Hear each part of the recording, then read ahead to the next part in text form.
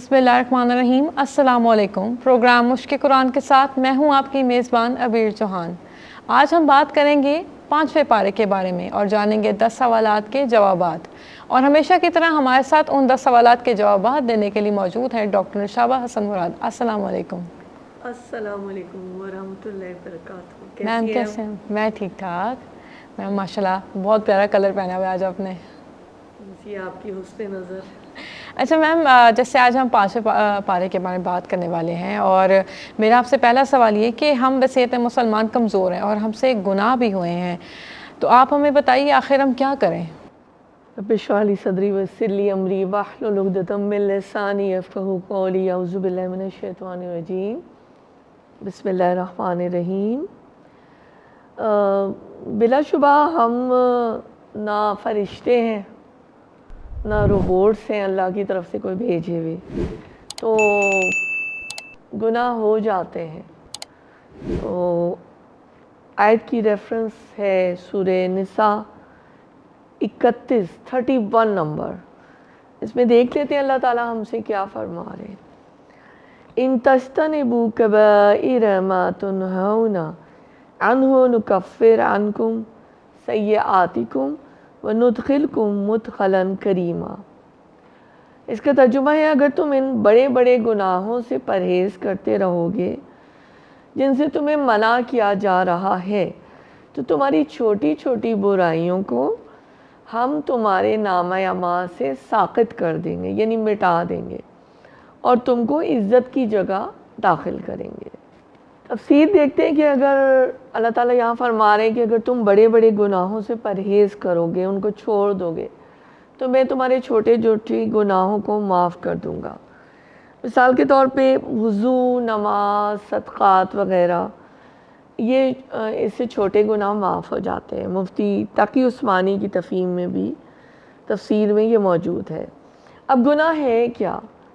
गुनाह क्या चीज़ है? अगर हम डिफ़ाइन करें, गुनाह नाम है हर ऐसे काम का जो अल्लाह ताला की मर्ज़ी के या अल्लाह के हुक्म के ख़िलाफ़ हो।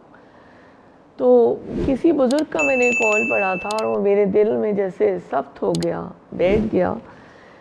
वो ये कहते हैं कि दर हकीकत कोई भी गुनाह छोटा नहीं होता, क्योंकि अल्लाह ताला इतने बड़े हैं, इतने अज़ीम हैं, ज़ुल जलाल वल इकराम हैं कि अल्लाह की नाफरमानी हर हाल में जुर्म है, चाहे वो सगीरा गुनाह ही क्यों ना हो।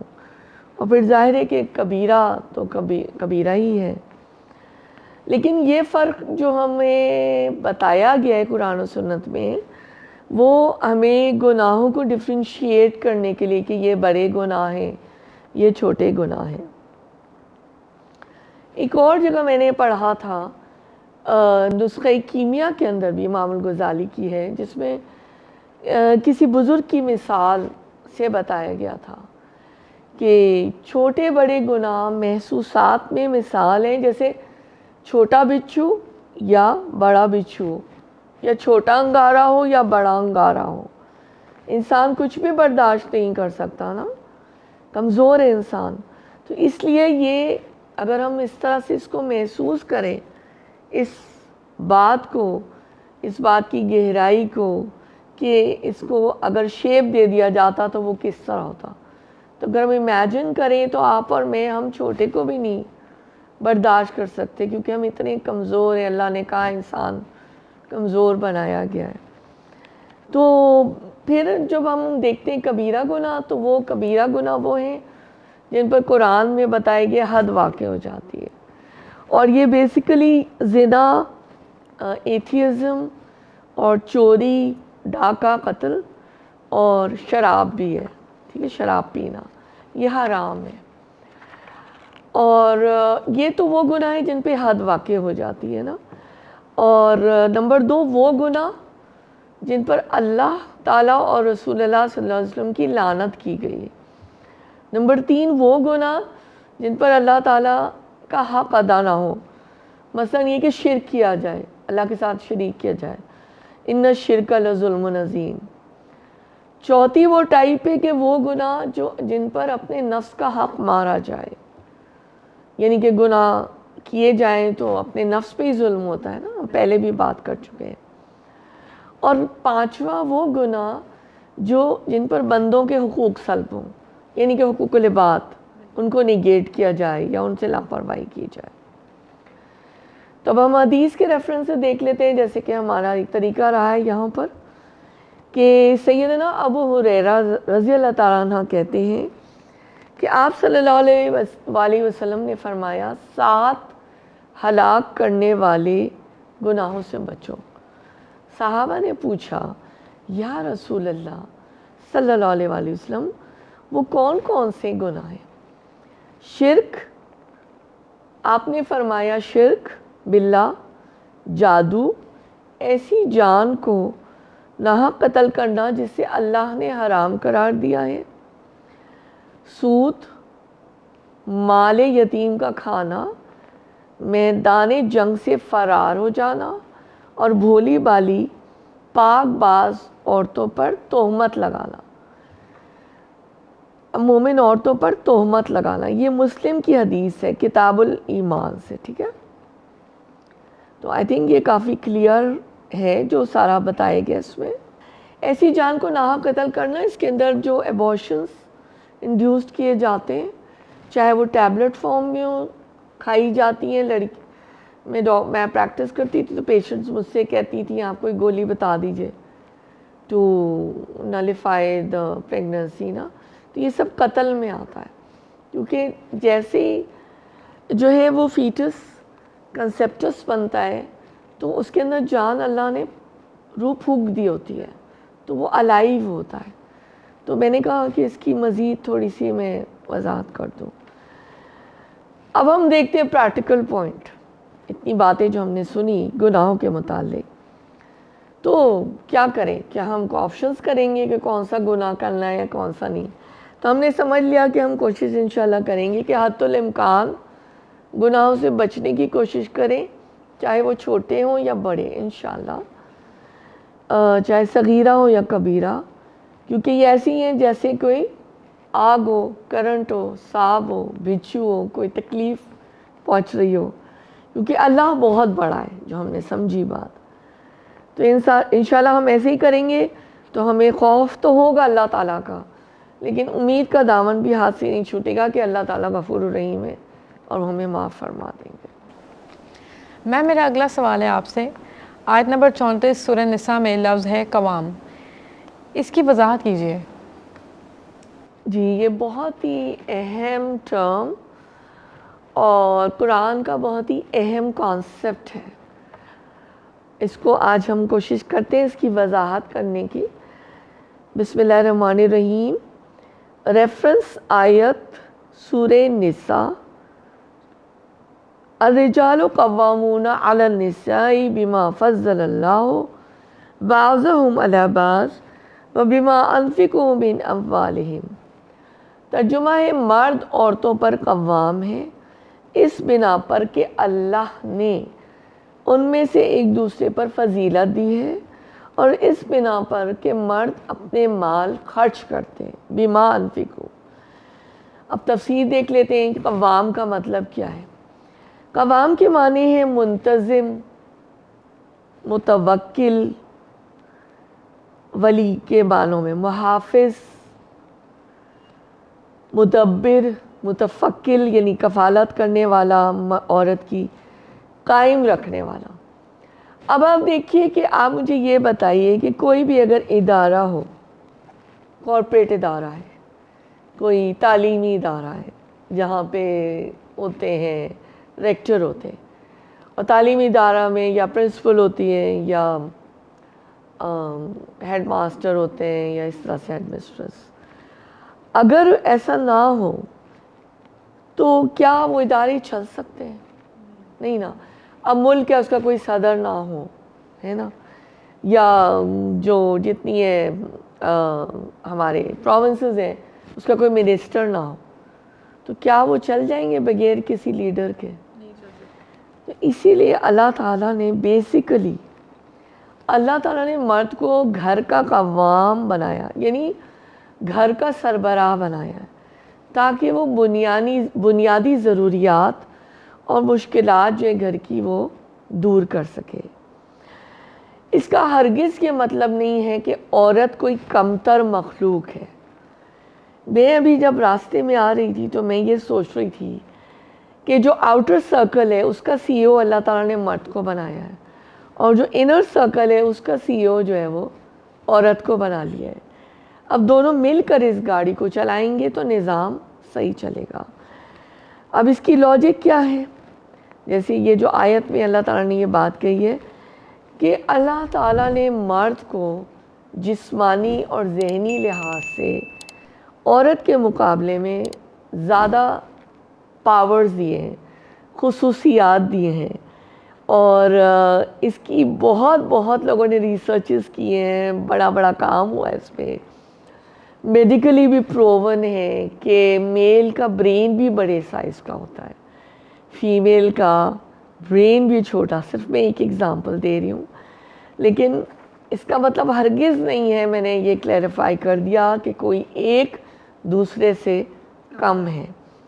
اللہ تعالیٰ نے دائرے بنا دیے ہیں، متعین کر دیے ہیں، اور مجھے تو اس میں لگتا ہے کہ عورت کی بہت زیادہ عزت اور سرفرازی ہے، کہ جیسے کہ اس کو مرد جو ہے اس کو ڈھانپ لیتا ہے اپنی سربراہی میں، اور اس کی کیئر بھی کرتا ہے، اور اس کے اوپر معاش کی بھی کوئی ذمہ داری اللہ تعالیٰ نے نہیں ڈالی۔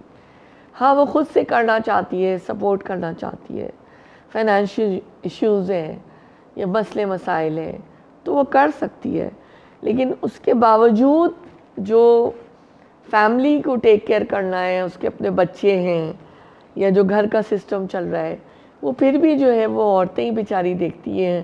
یہ تو ایک فیکٹ ہے، چاہے ہم اس کو لیبل کریں یا نہیں کریں، تو اس پہ کمپرومائز نہیں ہونا چاہیے۔ تو عورت کو، میں یہ جب سوچتی ہوں تو عورت کو بہت زیادہ سپر وومن بننا پڑتا ہے، کیونکہ اس کے اوپر ڈبل ڈیوٹی ہو جاتی ہے نا، اس کو ادھر کا بھی دیکھنا ہے اور ادھر کا بھی دیکھنا ہے۔ تو اللہ تعالیٰ سب کے لیے آسانیاں کرے اور ایک اچھا سا ایک بیوٹیفل بیلنس جو ہے وہ گھر کا چلے سب کا نا۔ حدیث کیا کہتی ہے؟ رسول اللہ صلی اللہ علیہ وسلم فرماتے ہیں مرد اپنے اہل بیت پر حکمران ہے اور اس سے اس کی رعیت یعنی رعایا کے بارے میں سوال ہوگا، باز پرس ہوگی، اور عورت اپنے شوہر کے گھر اور اس کی اولاد پر حکمران ہے اور اس کے متعلق اس سے باز پرس ہوگی۔ اور یہ متفق علیہ میں لیتی ہوں، زیادہ تر میری کوشش ہے مور دین 90% کہ میں مسلم و بخاری کی ہی احادیث لوں۔ تو پریکٹیکل پوائنٹ کیا نکلا کہ یہ اللہ کا بنایا ہوا اصول ہے، حکم ہے، تو اس پر عمل کرنے میں ہم عورتوں ہی کی آسانی ہے۔ گھر کی بادشاہی اور حکومت ہے، آرام ہے، اور عورت جو ہے وہ ملکہ بن کر اگر رہتی ہے تو اس میں کیا مذائقہ ہے۔ تو دوبارہ میں ریپیٹ کروں گی کہ اسلام نے عورت پر کمانے کی کوئی ذمہ داری نہیں ڈالی۔ اگر وہ کماتی بھی ہے تو اس کی وہ جو لے کر آ رہی ہے پیسے، اس کی طرف مرد دیکھ بھی نہیں سکتا۔ ہاں میوچل انڈرسٹینڈنگ اگر ہے کہ بھئی ہم ایک دوسرے کو سپورٹ کریں گے، اس میں بھی کوئی قدغن نہیں ہے، کیونکہ آج کل آپ کو پتہ ہے کہ اکنامک سچویشن کیا جا رہی ہے، لیکن شوہر کی اسی طرح باہمی رضامندی سے وہ کام کر سکتی ہے۔ اور باتیں اس کے اندر میں نے رکھ دی ہیں، بس جو مجھے رکھنی تھی کہ جو ہے وہ حقوق العباد جو ہے وہ متاثر نہیں ہونے چاہیے۔ میم میرا آپ سے اگلا سوال یہ کہ نیک عورتوں کی کیا صفات ہوتی ہیں؟ جی، سوال یہ آتا ہے میں کیسے نیک لڑکی بنوں، میں کیسے نیک خاتون بنوں، ہے نا؟ تو اللہ تعالیٰ کیا فرما رہے ہیں اس کے اندر کہ سورہ نساء کی آیت نمبر 34 فَالصَّالِحَاتُ قَانِتَاتٌ حَافِظَاتٌ لِلْغَیْبِ بِمَا حَفِظَ اللَّهُ۔ میں یہیں پہ روک رہی ہوں اس آیت کو جتنا ہم مفہوم لے رہے ہیں اور جو ہم نے سوال رکھا ہے کہ بس جو صالح عورتیں ہوتی ہیں وہ اطاعت شعار ہوتی ہیں، یعنی کہنا مانتی ہیں، اور مردوں کے پیچھے اللہ کی حفاظت و نگرانی میں ان کے حقوق کی حفاظت کرتی ہیں۔ یعنی کیا ہوا کہ نیک عورتوں کی اب ہم تفسیر میں دیکھ لیتے ہیں صفات کیا ہوتی ہیں۔ قانتاتن عورتیں نیک فرما بردار ہوتی ہیں، اپنی شوہر کی ہر بات مانتی ہیں، وہ جو حکم دیتا ہے اس پر عمل کرتی ہیں. اور بریکٹ اور پوائنٹ ٹو بی نوٹڈ، اطاعت صرف معروف میں ہوگی، وہی کام جو اللہ تعالیٰ نے جن کا حکم دیا ہے. اللہ کی نافرمانی میں مخلوق کی اطاعت نہیں ہوگی، چاہے وہ شوہر ہو یا کوئی بھی دنیا کا رشتہ یا کوئی بھی ساتھی ہو. حافظاتن یعنی اپنے شوہر کے پیچھے اس کے گھر، مال، اپنی عزت اور بچوں کی بھی حفاظت کرنے والی ہوں گی. یہ جو ہے نا یہ نیک عورتیں ہوں گی یہاں پر جو ہمیں بات بتائی گئی ہے. حدیث کے تھرو دیکھ لیتے ہیں کہ حدیث سے مجھے بہت محبت ہے، حدیثوں سے بہت رہنمائی ملتی ہے، بڑے پیار سے رسول اللہ صلی اللہ علیہ وسلم ہمیں بات سمجھاتے ہیں. رسول اللہ صلی اللہ علیہ وسلم نے فرمایا بہترین عورت وہ ہے جب اسے اس کا شوہر دیکھے تو وہ خوش ہو جائے، اور جب اسے کسی بات کا حکم دے تو اس کی اطاعت کرے، اور جب وہ گھر میں نہ ہو تو اس کے پیچھے اس کی عزت کی حفاظت کرے اور اس کے مال کی حفاظت کرے. یعنی کسی ایسے شخص کو بھی نہ آنے دے جو شوہر ہو جس کو پسند نہیں کرتا. شخص بھی ہو سکتا ہے، مرد بھی ہو سکتا ہے، عورت بھی ہو سکتی ہے، کوئی ایسا. اور ہو سکتا ہے شوہر کے ذہن میں کوئی پوائنٹ ہو، تو ضروری نہیں آپ ضد لگائیں اور کوئی چھوٹی باتوں میں یعنی بحث کرے.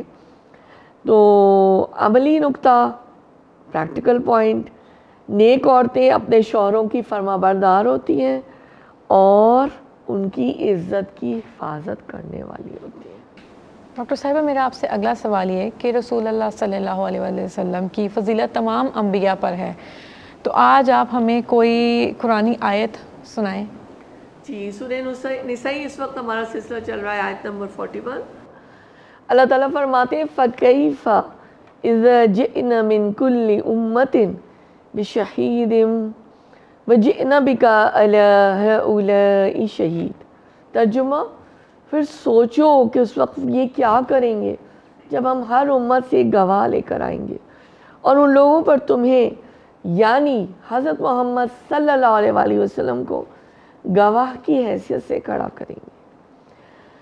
ٹھیک ہے. اور سورہ نساء کی ایک اور اس کے سلسلے میں آیت 42 یومئذ یود الذین کفروا وعصوا الرسول لو تسوی بہم الارض ولا یکتمون اللہ حدیثا. اس وقت وہ سب لوگ جنہوں نے رسول اللہ کی بات نہ مانی تھی اور ان کی نافرمانی کرتے رہے تمنا کریں گے کہ کاش زمین پھٹ جائے اور وہ اس میں سما جائیں، وہاں پہ اپنی کوئی بات اللہ سے چھپا نہ سکیں گے. اب ہم مل کر تفسیر دیکھتے ہیں کہ کیا اس آیت میں اللہ تعالیٰ کہہ رہے ہیں کہ رسول اللہ صلی اللہ علیہ وسلم تمام انبیاء پر گواہی دیں گے، تمام انبیاء پر، کہ انہوں نے اسلام کا پیغام پہنچا دیا تھا. اب سوال یہ پیدا ہوتا ہے کہ وہ تو بعد میں آئے لوگ یہ پوچھ سکتے ہیں، لیکن اس بات کی گواہی ہمیں قرآن کی آیات میں جگہ جگہ ملتی ہے کہ رسول اللہ صلی اللہ علیہ وسلم نے پچھلے انبیاء کا بھی ذکر کیا ہے نا، کہ اس طرح وہ حق لے کر آئے، اسلام لے کر آئے. تو یہ اس کا پروف ہے اور یہی قرآن کی گواہی ہے جو وحی کے ذریعے سے رسول اکرم صلی اللہ علیہ وسلم کے پاس آئی. میں ریپیٹ کر رہی ہوں اپنی بات کو. پھر جب اللہ تعالیٰ کے روبرو تمام شہادتیں مکمل ہو جائیں گی اور اس کی بنا پر ان کا جرم ثابت ہو جائے گا تو اس وقت یہ آرزو کریں گے کہ کاش زمین پھٹ جائے اور ہم اس میں سما جائیں تاکہ وہ اپنی نافرمانیوں کے برے نتائج اور اس عذاب سے نجات حاصل کر سکیں، لیکن یہ اس وقت ممکن نہ ہوگا. آئیے اب اس آیت کو حدیث کے ذریعے سے سمجھتے ہیں. سیدنا عبداللہ بن مسعود رضی اللہ تعالیٰ عنہ فرماتے ہیں کہ ایک دفعہ رسول اللہ صلی اللہ علیہ وسلم نے مجھے فرمایا کہ مجھے کچھ قرآن سناؤ. میں نے عرض کی بھلا آپ کو میں کیا سناؤں، آپ صلی اللہ علیہ وسلم تمہیں تو خود قرآن اترا ہے. آپ نے فرمایا ٹھیک ہے مگر مجھے دوسروں سے سننا اچھا لگتا ہے. ابن مسعود کہتے ہیں کہ پھر میں نے سورہ نساء پڑھنی شروع کی اور جب میں اس آیت پر پہنچا فَكَيْفَ إِذَا جِئْنَا مِن كُلِّ أُمَّةٍ، آپ نے فرمایا بس کرو. میں نے دیکھا کہ اس وقت آپ کی آنکھوں سے آنسو رواں تھے، اور یہ بخاری کی حدیث ہے۔ اس آیت سے آپ صلی اللہ علیہ وسلم کی فضیلت تمام انبیاء پر ثابت ہوتی ہے، کیونکہ سابقہ تمام انبیاء پر شہادت دینے کا شرف آپ صلی اللہ علیہ وسلم کو بھی حاصل ہوگا، یعنی وحی کے ذریعے سے بھی آپ نے دی، اور روز حشر بھی آپ یہ گواہی دیں گے جب اللہ کا دربار لگا ہوگا کہ میں نے یہ پیغام پہنچا دیا تھا۔ آئیے اب دیکھتے ہیں کہ اب اس کو عمل میں ہم کیسے اتاریں کہ روز حشر ساری گواہیاں اکٹھی ہوں گی، اللہ کے رسول تک امت پر گواہ ہوں گے کہ انہوں نے امت تک اپنا پیغام پہنچا دیا تھا۔ آئیے ہم سب مل کر اس دن کی تیاری کو پکڑ لیں تاکہ اللہ تعالی ہمیں شرمندگی سے بچا لے، آمین۔ میم میرا آپ سے اگلا سوال یہ ہے کہ یہود کے طرز عمل کے متعلق کچھ روشنی ڈالیے گا۔ اچھا، قرآن کے ذریعے سے ہمیں ان کی کافی ایکشنز نظر آتے ہیں، کیا ان کا رویہ ہوتا تھا، تو ابھی ہم دیکھ لیتے ہیں کہ ابھی اس معاملے کو دیکھ لیتے ہیں کیسے وہ قرآن کو انہوں نے قرآن کریم کو ایکسیپٹ نہیں کیا، رسول کریم صلی اللہ علیہ وسلم کو ایکسیپٹ نہیں کیا، کیونکہ ان کو جو تھی وہ یہ تھی نا کہ ان کے ذہن میں اپنی گراجز تھیں کہ یہ کیوں ہمارے اس میں سے کیوں نہیں آیا نا، کہ ہماری بنی اسرائیل میں سے کیوں نہیں آئے، یہ حضرت اسماعیل علیہ السلام ہماری ٹرائب میں سے نہیں ہے، رسول اکرم صلی اللہ علیہ وسلم۔ تو اللہ تعالیٰ یہاں پہ فرماتے ہیں کہ ان اللہ لا یغفر ان یشرک بہ ویغفر ما دون ذلک لمن یشاء ومن یشرک باللہ فقد افتری اثما عظیما۔ اللہ تعالیٰ بس شرک ہی کو معاف نہیں کرتا، اس کے ماں سوا دوسرے جس قدر گناہ ہیں وہ جس کے لیے چاہتا ہے معاف کر دیتا ہے۔ اللہ کے ساتھ جس نے کسی اور کو شریک ٹھہرایا اس نے تو بہت ہی بڑا جھوٹ تصنیف کیا، اور یہ بہت سخت گناہ کی بات ہے، اور میں یہ آپ کی اور میری بات نہیں، یہ اللہ تعالیٰ فرما رہے ہیں۔ تو یہ سب کیوں فرمایا اللہ تعالیٰ نے؟ یہ اس لیے فرمایا کہ اہل کتاب اگرچہ انبیاء اور کتب آسمانی کے پیروی کے مدعی تھے مگر شرک میں مبتلا ہو گئے تھے، اور انہوں نے اس کتاب اور اس رسول کو مانا نہیں تھا، ایکسیپٹ نہیں کیا تھا۔ تو مطلب کیا ہوا کہ آدمی، ایسی بات نہیں کہ آدمی بس شرک ہی نہ کرے اور باقی سارے گناہ دل کھول کر کرے، نہیں، ذہن نشین ہمیں بات یہ کرانی ہے کہ شرک بہت بڑا گناہ ہے، اس کو معمولی نہ سمجھو، اور یہ تمام گناہوں سے بڑا گناہ ہے، لیکن باقی گناہوں پہ بھی آف کورس نظر ہونی چاہیے۔ اور ہم دیکھ رہے ہیں کہ ہمارے اطراف میں، ہمارے ملک میں، دنیا میں بھی شرک اس طرح انفیوز ہو چکا ہے، بدعت کی شکل میں، سنت کے خلاف ہے، جو اللہ اور رسول کے احکامات نہیں ہیں، کہ لوگ اس کو عبادت سمجھ کے ان کاموں کو کر رہے ہیں جو کہ روز حشر قبول ہی نہیں ہوں گے اللہ کیا، اور نہ ہمارے نیکی کے بینک بیلنس میں ہوں گے۔ تو نبی کریم صلی اللہ علیہ وسلم نے کیا فرمایا؟ حدیث ہے صحیح بخاری کی 6675، کبیرہ گناہ اللہ کے ساتھ شرک کرنا، والدین کی نافرمانی کرنا، کسی کی ناحق جان لینا، قتل کرنا، یمین غبوس، جھوٹی قسم کھانا، ٹھیک ہے۔ تو عملی نکتہ پھر آ گیا شرک ناقابل معافی جرم ہے۔ آپ دیکھیں جھوٹی قسمیں ہم دیکھتے ہیں کہ نا قطاریں لگی ہوئی ہوتی ہے کورٹ میں نا، اور پیسے لے لے کے لوگ جھوٹی قسمیں کھا رہے ہو۔